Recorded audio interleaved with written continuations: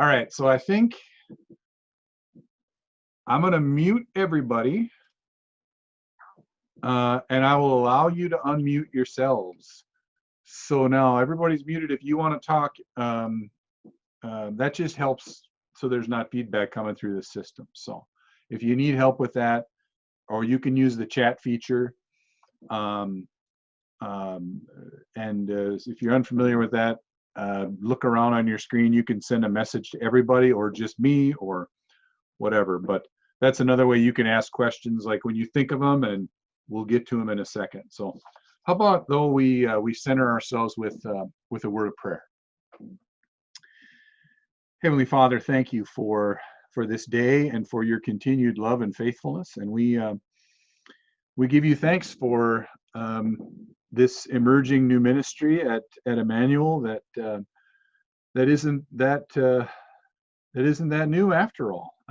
Maybe a quite ancient ministry, the way that the church functioned way back in its earliest days. But bless us in this time of getting to know more about Emmanuel House Church, and just guide us in discernment as we wonder if this might be a way for us to grow closer in our relationship with one another and in our relationship with Christ. We ask it all in his holy name. Amen. Okay, so welcome. Oh, I better let Pastor Megan into the meeting. That's one downside of trying to host a meeting and talk at the same time. Pay attention to those things. So thanks for being part of this Zoom meeting. Our goal for tonight is to give you an opportunity to learn a little bit more. Actually, we hope a lot more about this ministry we're calling Emmanuel House Church, and give you plenty of opportunity to ask questions and raise concerns and just deal with all the things that are rattling around your brain. So we'll try to cover that territory, and then we'll leave lots of room at the end for questions too. So first of all, just maybe a little bit of background about how we came to thinking that this ministry might be important, or why would a move like this be necessary. We've kind of gotten used to doing church the way we've done it, and of course the big thing that motivated that or brought it to necessity is the existence of this really deadly virus. It's really changed the way that we interact, particularly in large groups. And so, wanting to be deeply concerned about safety, we're having to make some really big changes to the way that we gather, especially when we get into that category where we might be gathering with 50 or more people. And so we're expecting that the way that our public worship gatherings will look this fall, when we can get rolling with that and feel like we're able to do that safely, going to look really different. And one of the big aspects of that is the way that we've come to rely on our gatherings in our church building as being a lot about Christian fellowship too, and about study and devotion and a lot of those things, but really about relationship building. And so as we were brainstorming some ideas and ways to do that more effectively and to be to church more effectively, we began thinking about this idea of house church, which is, if you want a real quick summary, it's a small group ministry where folks can really share in that Christian fellowship together, as well as kind of reminding ourselves of what's kind of the core of our faith together. So so it grew out of necessity, but I think also there's some things that are really exciting about it too. So anytime you have both of those things happening at once, it fills a need by allowing us to form smaller groups who can meet more often and more safely, and those types of things. That's a good thing, but at the same time, there's a lot of exciting possibilities about getting together with small groups to do this thing called faith together. So I'm excited about house church and its potential to really deepen those relationships. And I've asked Jill and Pastor Megan to jump in and maybe say a little bit more about what they're excited about in terms of what House Church can bring. So there's Pastor Megan. You ready to jump in? You're muted though. So sorry. Yes. Hi. I am excited about House Church for a variety of reasons. One is just the that great small group opportunity that Pastor Nate was talking about, to really have a group that you can share life with and be a little bit more vulnerable with than maybe the large group of the whole congregation, and explore the questions that are really meaningful to you and things that you're wondering about faith-wise. I was just on a call today for most of the day about congregations growing young, and one of the things is this idea of that we grow young by being together in these smaller groups and these significant relationships and exploring our faith in these ways that reflects this really old model of church, but also the new model as we head into an uncertain future in all of our culture and society. So, and it's really great fellowship. I had house church last night, and oh my gosh, we had so much fun together while participating in the meaningful ritual of communion. So, and it was beautiful in such a different way. So I'll let Jill, I could go on for a long time about what I'm excited about, but I'll let Jill jump in here. Thanks, Pastor Megan. Go ahead, Jill. Yeah, I would echo a lot of that. I'm looking forward to those relationships and those conversations. I love going to church, but you can't, like, in that moment necessarily, while it's right there and fresh, just talk about the stuff that the Spirit has on your heart. And so it's that opportunity to have those questions and talk with friends about how we can, I'm looking forward to how we can live out our faith in where we are here.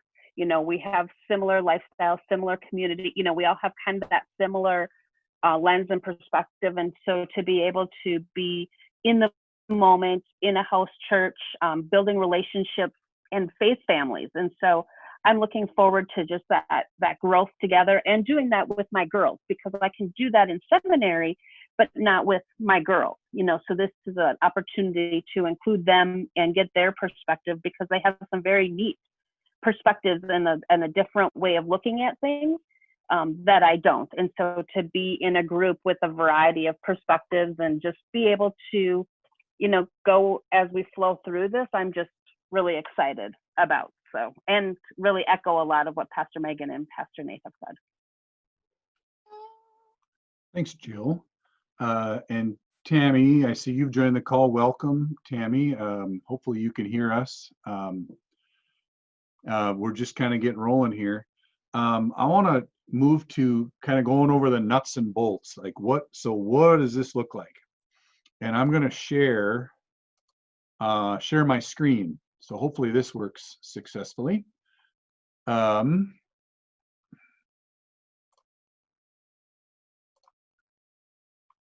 going to try this. So, all right. So I think I've successfully shared Emmanuel's website.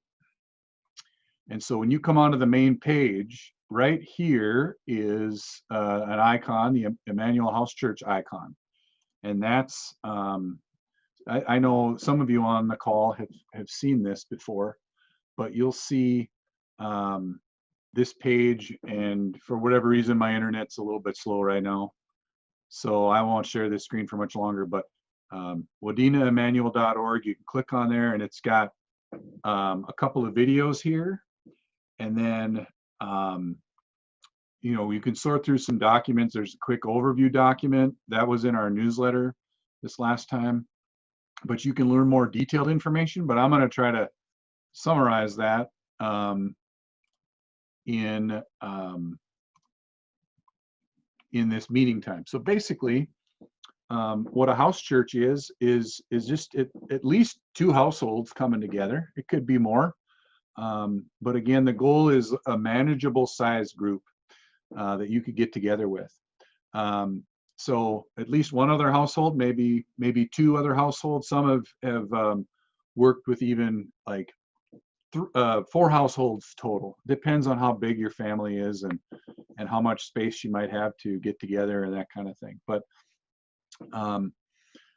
you get together with the idea that you would meet once a month somewhere, and ideally it would be not within the church building space, although we'll talk about doing some creative problem solving by maybe utilizing a nook or a cranny of the church building down the road. But ideally you'd be hanging out in your own space. That could be a living room if you're comfortable with that, but certainly right now outdoor space is great, parks and things like that. And we'll have a chance to hear Ann Oldakowski is on the call, and she's part of a group that's utilizing Zoom, like this format right here, as a principal way to get together and share stuff. But the main objective of that is that it's a group you can reliably share some of the real core components of our faith together every month.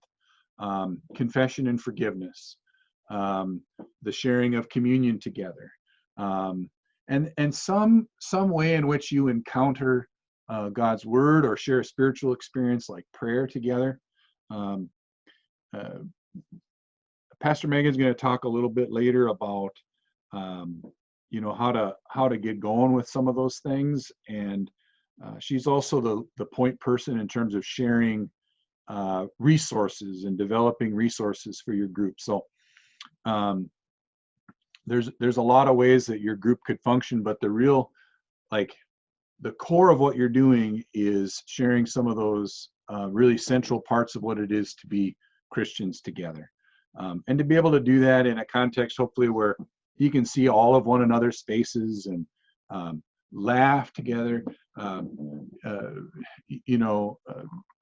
share the range of human emotion together in a much more personal way than maybe some of our highly modified worship experiences in our sanctuary are going to provide. So you meet with your house church once a month. You'll also have an opportunity then to, we think we'll be able to accommodate folks coming into our church building like once a month. And we hope that each house church will be at least able to send some folks to volunteer to help with our safety teams. Now, we know that there's a wide range of folks. Some people have underlying medical conditions, or they're in jobs where they're already they feel like their exposure risk is really high. They don't want to get in a group with other people, and so they'll be really exclusively experiencing church using that house church model, and then maybe jumping in on a radio broadcast or things like that. So it's flexible, but being part of a house church doesn't mean you're never going to show up in our building. In fact, you could show up once a month or so in our building too, and either be in a sanctuary or in one of our overflow areas, and have a really great experience there too. But once a month you're gathering with your house church, and then again, hopefully many folks from that house church experience can kind of help with our safety team experience too. So and again, you're meeting with one another to share Christian fellowship, and it's a very flexible system. We'll talk about things like, hey, what do we sit around and talk about? What would that look like? We'll get into that a little bit later, but I'm going to turn it over to Pastor Megan to explore kind of what would be some key questions or key steps to get started. So you'll want to be thinking of folks that you would want to share this experience with. So maybe you have some folks in mind. Maybe you came on this call tonight and thought, I just want to see who else is interested. I was interested, but I didn't know who else I could maybe join in this adventure with. So that's the first thing, is to kind of figure out who you might want to join up with. And, it doesn't even have to be all members of Emmanuel. You could invite another neighbor or friend that is maybe interested in church or interested in Emmanuel, but hasn't visited, or you think would be interested in this opportunity. And then you get in touch with me, and there's also a Google form on our webpage. And, I want to know who's in your group. Who are you going to be gathering with? I'll want to know, sorry, my kids are eating dinner right off screen. I will want to know who might be interested in coming to the worship services in the building, if there's anyone in your group. Who's going to communicate with me? Who am I giving the resources to? Who am I connecting with to be supporting your house church in the best possible way? And then other, kind of contact information sorts of pieces, how do you like to be contacted? What is that information? Things like that. But the main things are who's in your group, who wants to come be part of the services in the building, and who can I be in contact with to communicate resources and support for your group. So those are those three big pieces. Is there anything I missed, Nate? I'm sorry, I'm on my phone because Eric's on the computer. Yeah, I mean, I think you covered the basics of it. Yeah, who are you going to group up with, and who's got gifts for what, and how can we best resource? Oh yes, yeah. I'll expand just a little bit on that, gifts for what. So you might, so you picked out your communication person. Who might be interested in leading your group in discussion? Who might feel called to lead your group in prayer or in sharing communion? It doesn't have to be all the same person. It can be a variety of people. You can rotate that responsibility. This is a great opportunity for, if you have young people in your life, for them to jump into some of this kind of faith formation and leadership. Who might be interested in those pieces or gifted in those pieces to help your group grow in this experience? Okay, now I think I'm done. Great. Yeah, all good questions to explore. And we can help you explore those questions too. And sometimes just sitting down with your group and hashing that out too. Nothing wrong with starting on a journey that you don't know all the directions to just quite yet. All right, I'm going to turn it over to Jill.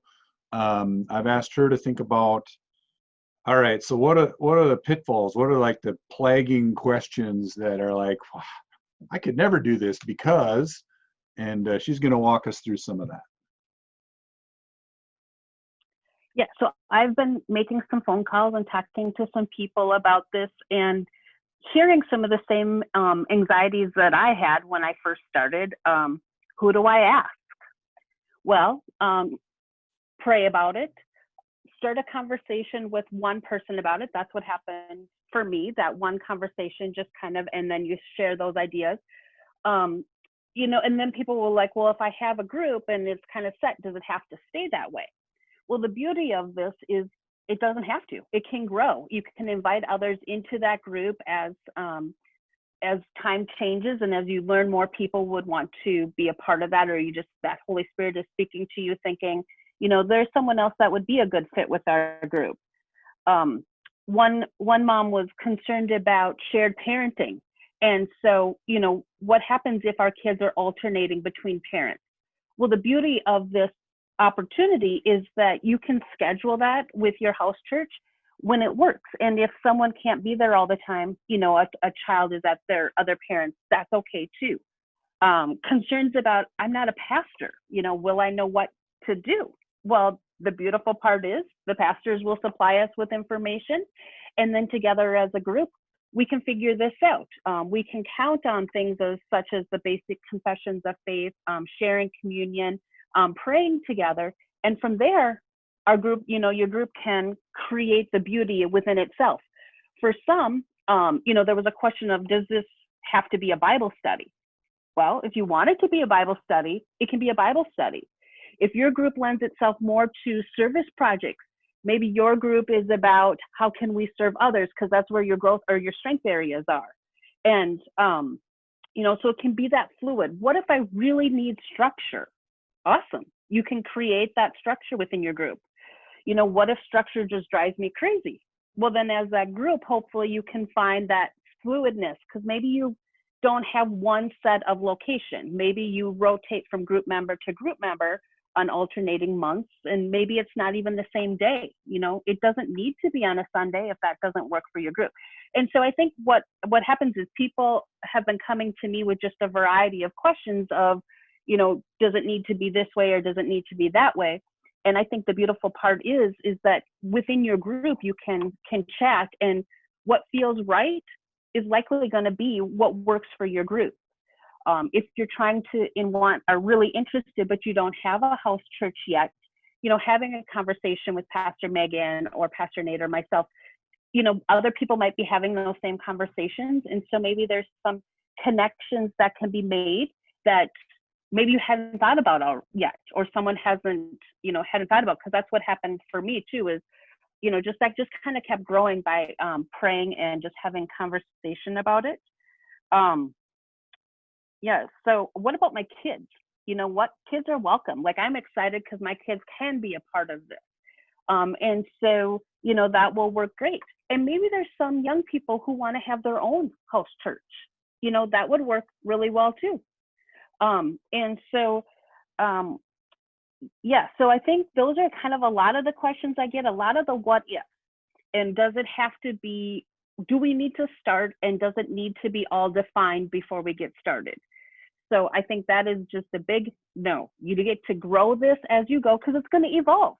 As you find what works for your group, that's kind of the direction I think the Holy Spirit will take you, and that's where you'll go. So I'm excited because it has some structure. So for me, I like having some basic structure, knowing that there's going to be some prayer rituals that we'll have all the time. But then I love that we can just have conversations and really see personalities of who's in the group, and then that can be how we grow together. So, Pastor Nate, does that kind of answer some of the questions you've heard from people? I think so. Kind of whets the appetite of what, like, and in terms of like where you'd meet, obviously this time of year we get a lot more outside options. It's not going to be like that when we get into December, unless we have an unbelievably mild winter. We've talked about making, like I said, some nooks and crannies of space available in our church building. And if that's the only obstacle standing in your way, I'd love to do this, but I don't have any place to meet. We can solve that problem for you. Particularly if we can get outside. I mean, we wouldn't have you hanging out here on a Sunday morning, but we've got lots of other times, and Wednesday nights we're going to be using the whole facility too. But outside of that, we can find a nook and cranny for your group. But there's something great about hosting within our own spaces and taking advantage of other things too. But well, I want to hear from. Thank you, Jill. We've got a few folks on the call who've been who have formed and maybe have already met or are in the process of forming house church experiences, and I want to hear from them and have you hear from them about kind of just real quickly, what does your group look like and what is exciting about it? We'll start with you, Mary, then Amy, if we could hear from you, if you can talk for a couple minutes, and then Anne, we'll hear from you. Okay, so let's start with Mary, and let me know if you do need help unmuting.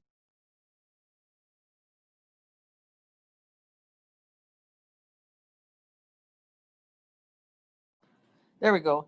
Can you hear me now? Can you hear me now? Okay. Anyway, the group that I have met with is 6 ladies that we usually have coffee together and so on. We meet in one of the ladies' garages, and we've had one meeting thus far. The Shirley Hamry is the one that offered her garage, so that's where we're at. And Shirley asked me if I would give the message and be the leader of this group, and I said yes. So we've had one house church meeting, and that was last week on Thursday afternoon in her garage. We have a little TV tray was set up with, she has borrowed a cross from the church that was on there. So we made it kind of an altar. And we had the communion ware and what have you set up that she found and so on. And we had a small Bible, and a candle. So we have that and a cloth to go over the top. Not that everybody has to do that, but that's what we did.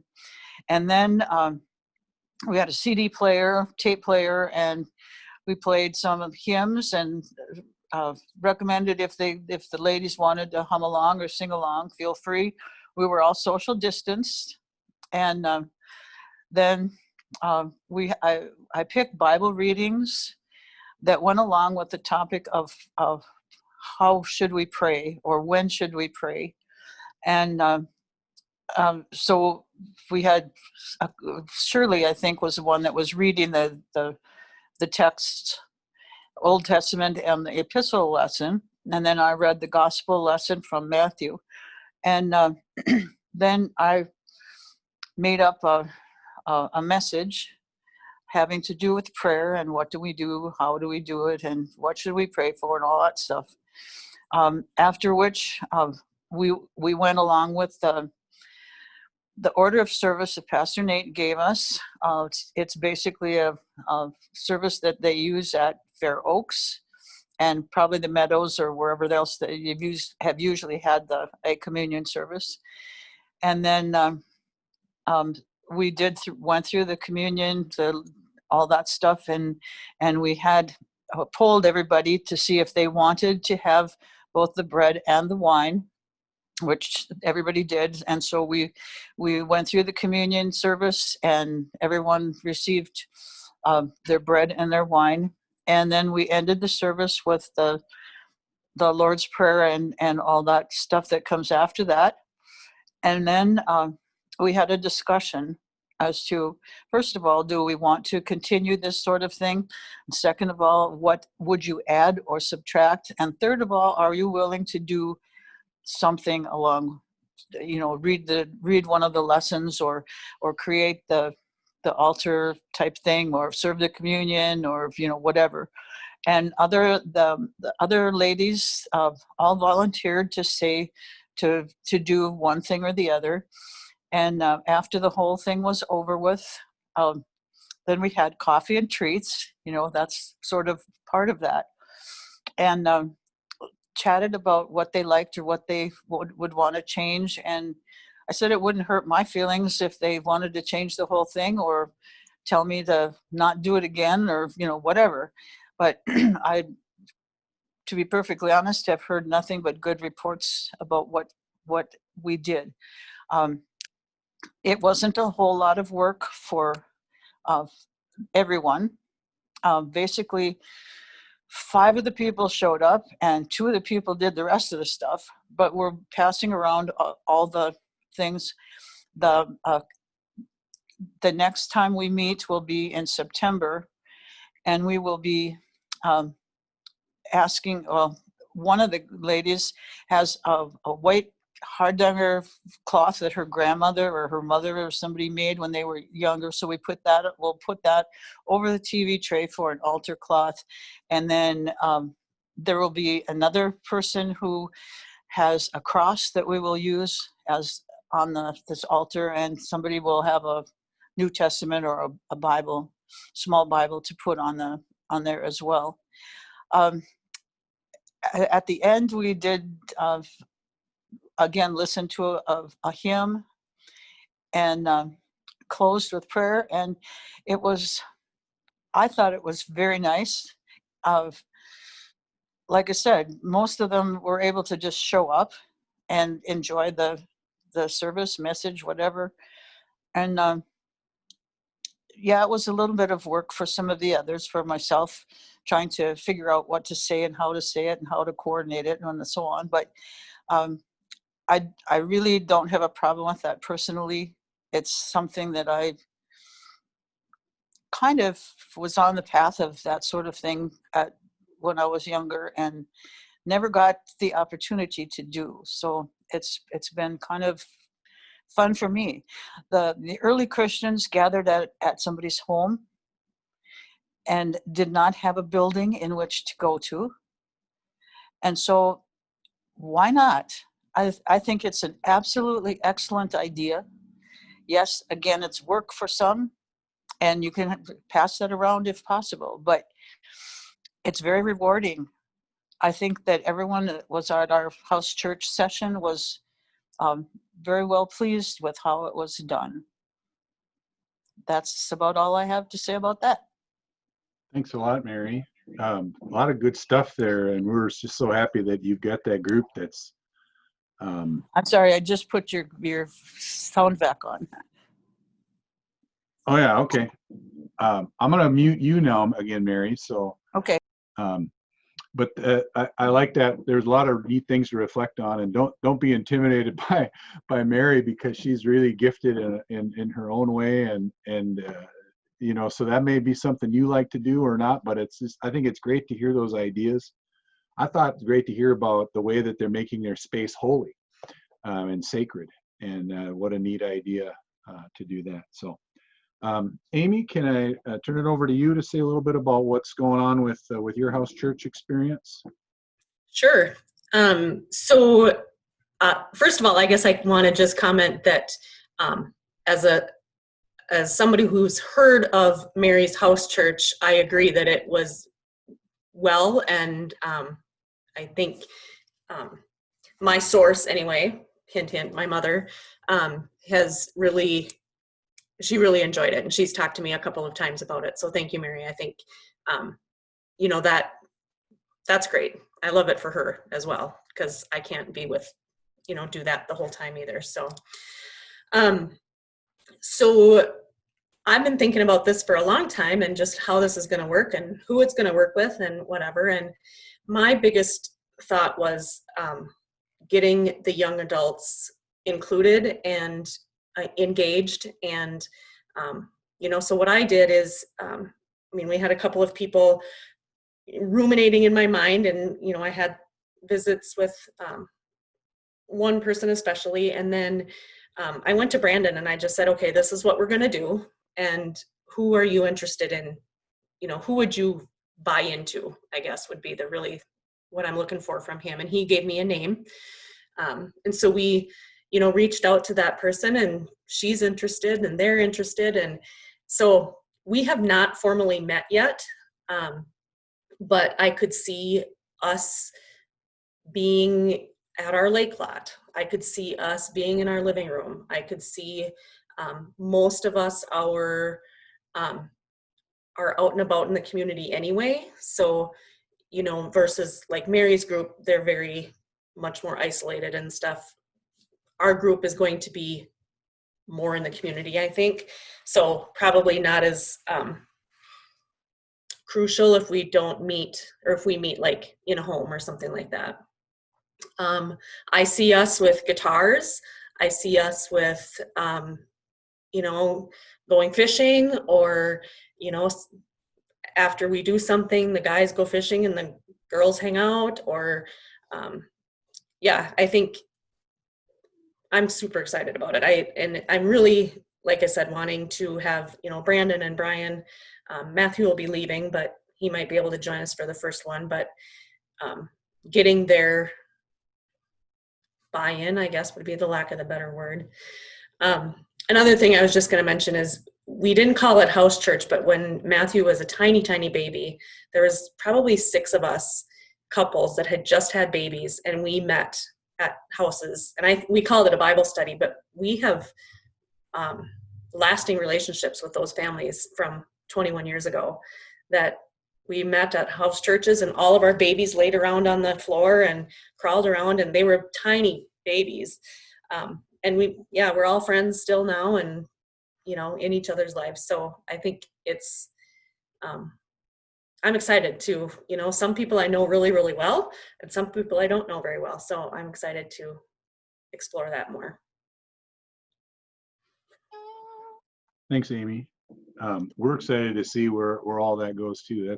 That's great. I really like that story about reaching back 21 years ago to a small group experience. And I wonder what we'll be looking back on 20 years from now and thinking about this moment, and the ways that God was at work. And you're in the midst of something exciting. Tell us more about that. Sure. We have not met yet. And I'm one of those people that kind of sits back and watches and observes a little bit. And most people probably don't know that I have a coworker who's really dealing with cancer right now. So the thought of going to someone's house, even if it was a one-time a month thing, I didn't even have that on my radar. So I just kind of sat around, and I was approached by someone who very technologically savvy, and we have Zoom meetings all the time for work, and we just kind of thought, why couldn't we do a Zoom church? Yeah, it's not going to be in person. And we together had really enjoyed either listening to the radio broadcasts or listening to the Facebook, YouTube videos, and had really, bonded that way. And we don't know how it's going to turn out. We haven't met yet, but it was just, hey, we want to do something, and I don't know if it'll work or not, but it was just something that we thought we would try it, and who knows, it might not work. I don't know, but it's something different. Thanks, Ann. Yeah, so I mean, it's a good example of, there's some factors in Ann's life, as well as I know some of the other members of this Zoom-centered house church who just feel like really any extra exposure to to the possibility of coming in contact with coronavirus is just not a risk that's worth taking. And yet here's a way to utilize technology. And we think this group is going to be able to successfully share communion with one another. So we'll be eager to hear more about how that works, just using electrons. So, though bread has electrons too. So I want everybody to remember that. I think, am I right? I don't know. That feels right. Chemistry. Anyway. I think everything has electrons. I think everything does. Yeah. Yep. Everything that matters. There, that was a dead joke. That's good. Can I offer, Mary, I am so impressed with their setup and their structure. Can I offer just a little tidbit of what we did last night, which is kind of on the opposite end of that spectrum? If you heard Mary and you were like, wow, I'm so happy that Mary has those gifts, but those are not my gifts. My family gathered last night with another young family, and the kids ran wild. We ordered pizza, and we shared highs and lows around the dinner table together, which is both of our families' normal practice, but it was really fun to expand that together. We talked a little bit about what else we wanted to do with house church, and then we shared communion, and we prayed together, and it was short and simple, but enough for the kids. That was about all they could handle before they ran off to play again. And it was really lovely and very meaningful. And the adults then stayed and kept talking and reflecting, and especially on that significance of sharing the meal of communion together. So just to offer that there's like that spectrum of super short and simple all the way up to the beautiful service that Mary and her crew are doing as well. And everything in between, we can resource and help you figure out. Yeah, that's a great example too. Sounds like a really powerful experience, just centered in being together for a few fleeting moments, right? And then on to the next thing. So I want to dedicate some time here to fielding questions. Procedural questions, technical questions, but what about kinds of questions? You can ask them live if you want. You can use the chat if you know how to do that. So what questions do you have about any of this?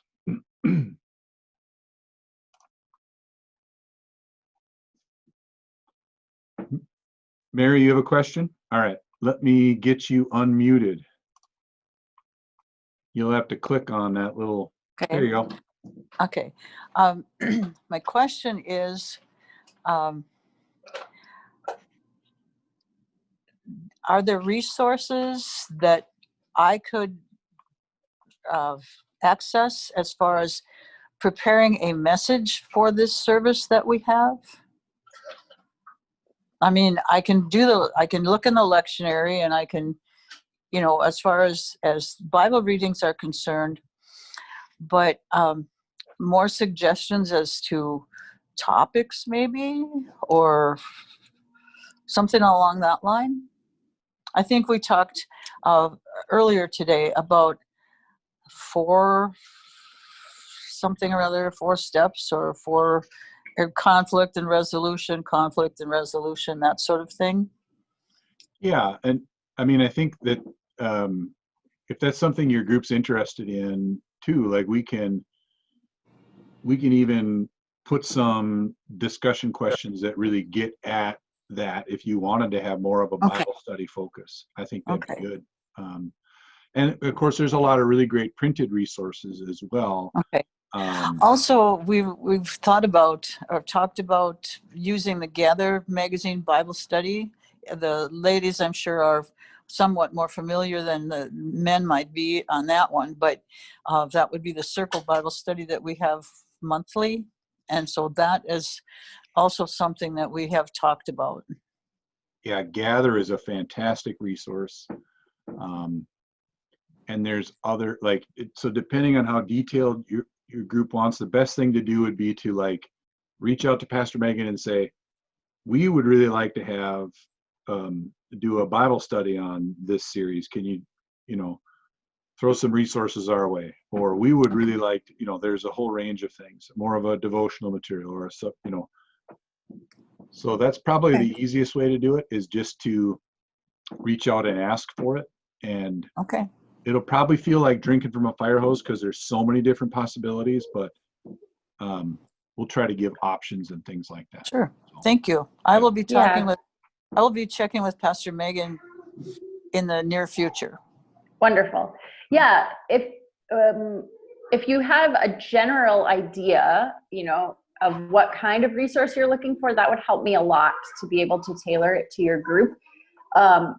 Because there is a lot out there, and we want to equip you the best we can. So if there's, for anyone, if there's a certain topic, or if you're like, hey, we're really interested in this part of the Bible, that'll help me give you the best resources I can. Okay, thank you. What other questions do you have? Oh, there came a chat. Yeah, so Tammy asks topics to work off of. So, and again, if you want to have Bible study based conversations, we'll have some of that.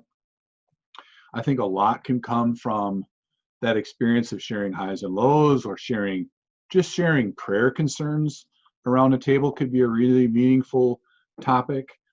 And there's a myriad of things that you could do. So what we'll be trying to do when we get going is having a recurring kind of resource. So we've got our basic resource, but then, hey, here's some topics you might talk about this month.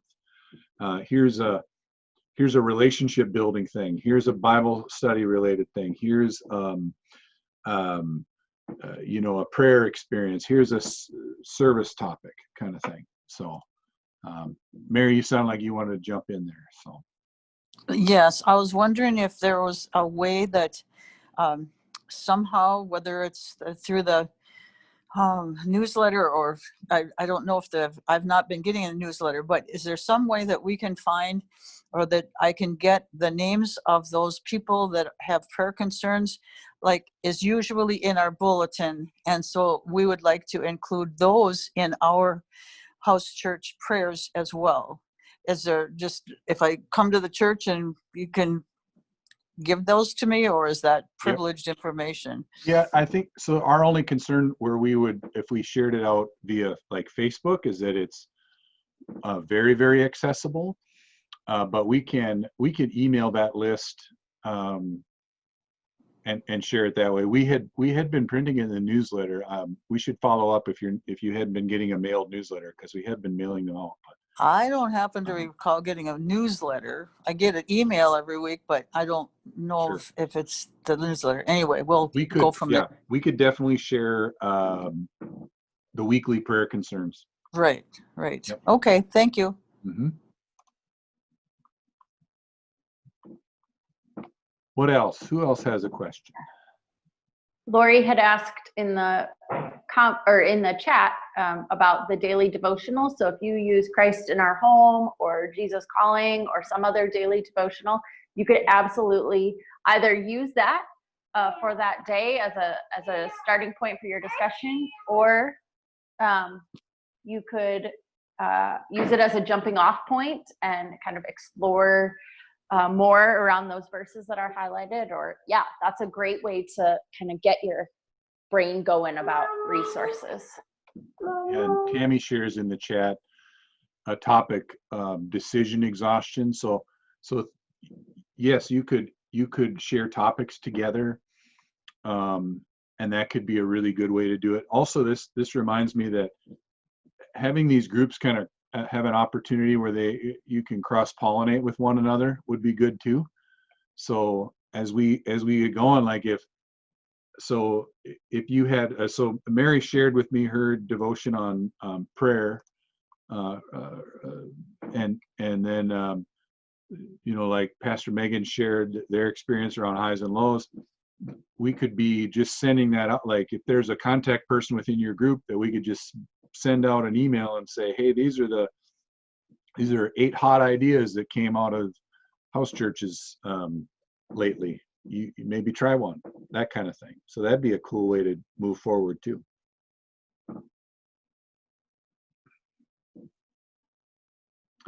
What else does anybody want to know?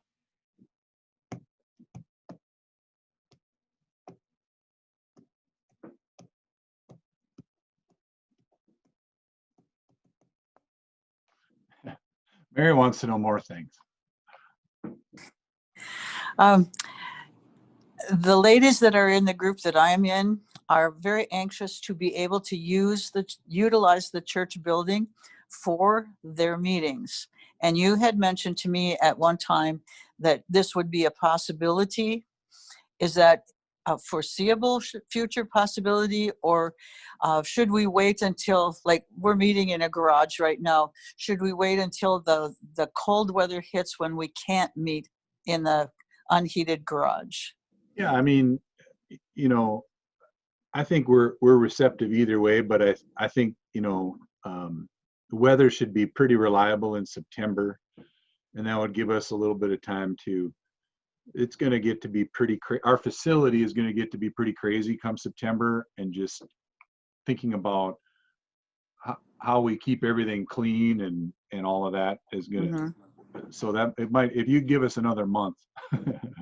Oh yeah, we were basically thinking when the snow flies and when it gets down to 25 degrees, maybe in November, late October, November, something like that. Not now, because it's nice and we have a facility we can use. But if we're still social distancing and all that sort of stuff by cold weather, when we cannot really use the garage, and basically the homes that we have are pretty small for social distancing, and so we want to try and keep that going.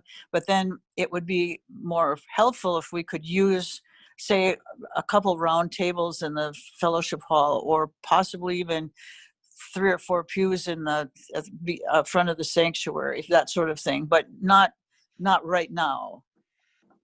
Yeah, we can work to find ways, to do that in order to keep those groups rolling well, for sure. Okay, thank you. Mhm.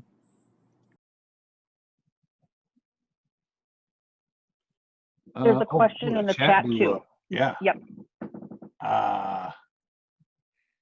Let's see.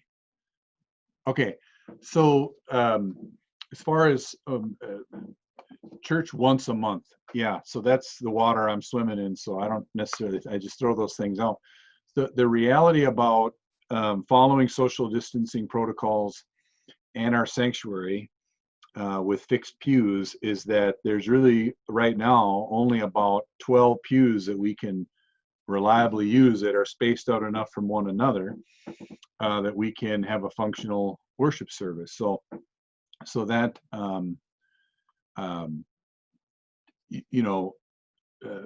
would provide some limits to the number of people we can get in, and the only way to do that really well then is to sort of find a way, which we're going to be working on finalizing on our council meeting Wednesday night, excuse me. But to find some method of essentially taking turns. And so just to kind of prepare people for the reality that showing up once a month is probably what we would be able to sustain. And in terms of how long that's going to be, there's 2 game changers that are going to make, I would say we're never going to get back to normal. The world's not going to look like it did in 2019. But in terms of where a lot of what now we've had to accept in terms of distancing protocols and the way of wearing masks and all that kind of stuff, the 2 big game changers that are going to loosen that up are either herd immunity. That's 60 to 70% of the people having this virus. We're at about less than 10% right now. So that's a long time. Or a vaccine that's widely available. But even now you're hearing the acceptable way forward on a vaccine is one that's 50% effective. So the first vaccines that roll out could be as little as 50% effective. So that's one of the reasons why we're motivated to find alternatives rather than say, hey, how long till we can go back to the way it was? We're trying to be bold here and saying this is a new opportunity. So thinking like Amy was talking about, like this experience she had 20 years ago that she looks back on and thinks, my life changed because of that. That's what we're trying to create right now, and not change like in a yucky way, but in an awesome way.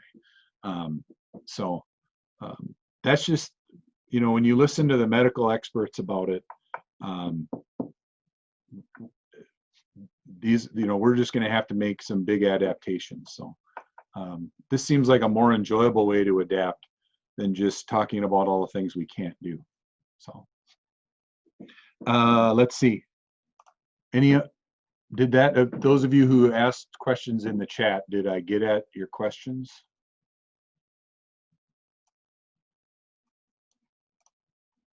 We're asking people to think about the program year. So, if you would be part of House Church through the end of April, I think you'd have a tremendous experience. It would help our congregation out a lot, and I think it would serve our greater community tremendously. Because one of the places where this virus is going to spread around is in big groups. And in our community, think about where are the places where lots of people gather. School's one of them, and like that's something we got to do. There's so, and school's going to adapt, but church is another one. As far as the biggest groups that gather, those are the biggest groups. So, oh, I saw another one. Oh, okay, there we go. All right.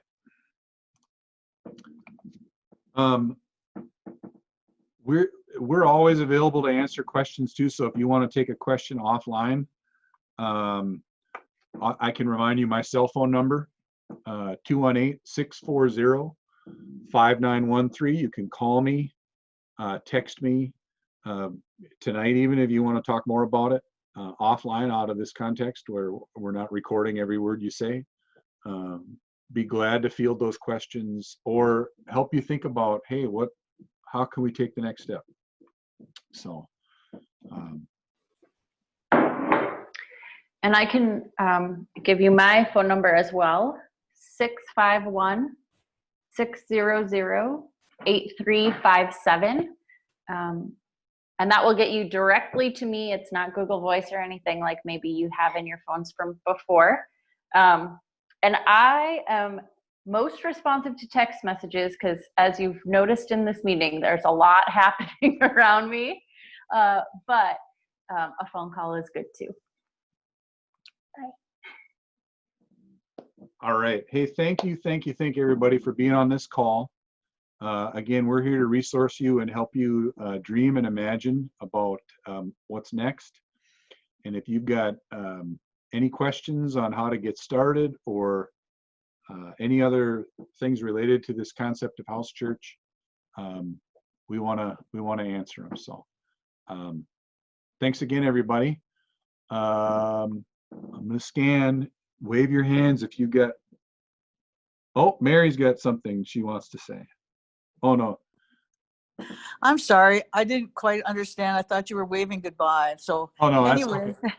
All right. Very good. All right. Thanks, everybody. I'm going to end the call, and you all have a blessed evening. Thank you very much. I know.